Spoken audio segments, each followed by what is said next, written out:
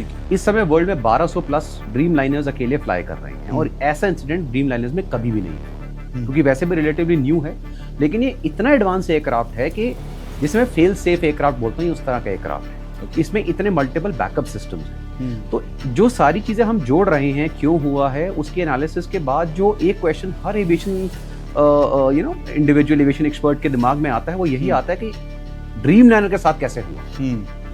अब सेकंड चीज, ये जो एयरक्राफ्ट था ये वहां से स्टार्ट नहीं हुआ था, ये दिल्ली से आ रहा था, अहमदाबाद लैंड किया, वहां से गाटविक लंदन ये जा रहा है। अगर इस एयरक्राफ्ट में छोटी सी कोई भी प्रॉब्लम आती है, ये एयरक्राफ्ट इतना एडवांस है, आपको मल्टीपल वार्निंग्स देगा। ओके। तो ये काफी चीजें इसमें पायलट के हाथ में ही नहीं है, you can not just overcome the warning, ऐसा नहीं कर सकते आप। ओके। इसका मतलब है कि जब वहां से एयरक्राफ्ट लैंड हुआ, एयरक्राफ्ट लैंड होने के बाद उसके ऊपर प्रॉपर सर्विसिंग होती है, टेक ऑफ होने से उसमें चेक्स होते हैं। फ्लाइट इंजीनियर्स ने उसको चेक करा, उसमें कोई प्रॉब्लम निकल कर नहीं आई।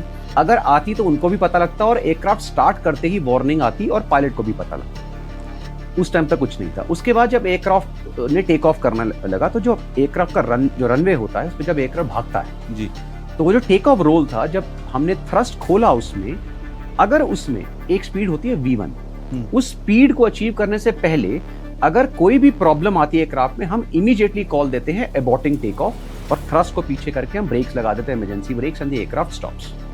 इसका मतलब उस एयरक्राफ्ट में इवन टेक ऑफ रोल में ही कुछ नहीं हुआ। ओके। अब सबसे बड़ा जो हिला देने वाला यहाँ पे क्वेश्चन आता है कि 200 फीट के अंदर मेडे कॉल आना is a very big thing.